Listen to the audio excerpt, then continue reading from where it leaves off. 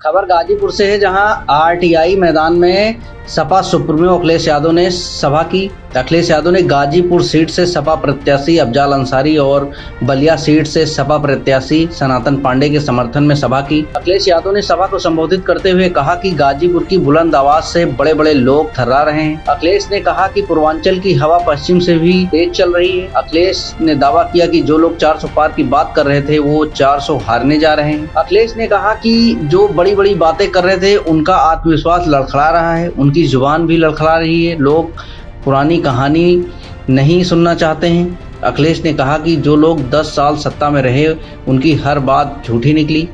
अखिलेश ने कहा पिछले 10 सालों से लोगों में खुशी और तरक्की नहीं देखी। इस दौरान मीडिया के सवालों का जवाब देते हुए अखिलेश ने कहा देश के पीएम का आत्मविश्वास यूपी में आते आते लड़खड़ा गया है। उन्होंने कहा यूपी में 10 परीक्षाएं नहीं हो पाई, पेपर लीक करने वालों पर सरकार ने बुलडोजर नहीं चलाया। अखिलेश यादव ने कहा बीजेपी सरकार अपनी नाकामी छिपाने में जुटी है, जबकि जनता ने चुनाव अपने हाथ में ले लिया है। अखिलेश ने कहा कि जनता बीजेपी सरकार को हटाने जा रही है। अखिलेश ने कहा बीजेपी सरकार देश की सीमाओं की रक्षा नहीं कर सकी।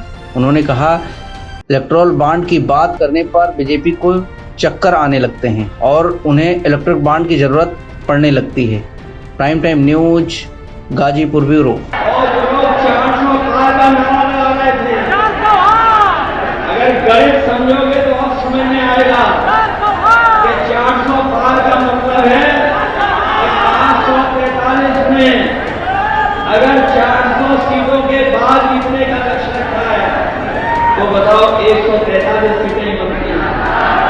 अगर इनको हिंदी समझ में आ रही होगी, हमारे पत्रकार साथी जानते होंगे कि अगर 400 पार का नारा देते हैं तो उसका मतलब ये हुआ है कि 543 के बाद जितनी सीटें बची हैं उतनी ही जीतने जा रही हैं। तो 400 के बाद वाली सीटें केवल 143 हैं, लेकिन जिस तरह का गुस्सा जनता में है 140 करोड़ की जनता इनको 140 सीटों के लिए सरकार देगी। कहीं सरकार नहीं बनने जा रही है।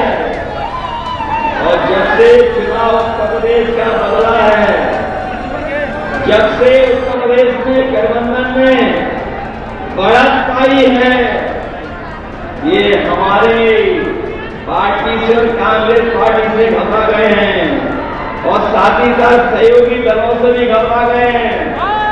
तो क्या कहते हैं कि 2 शहजादे वोट भरने निकले हैं। हम उनको कहना चाहते हैं जो हम लोगों को 2 शहजादे बोल रहे हैं। इस बार दोनों शहजादे मिलकर के शह तो दे ही रहे हैं आपको, लेकिन जब वोट पड़ेगा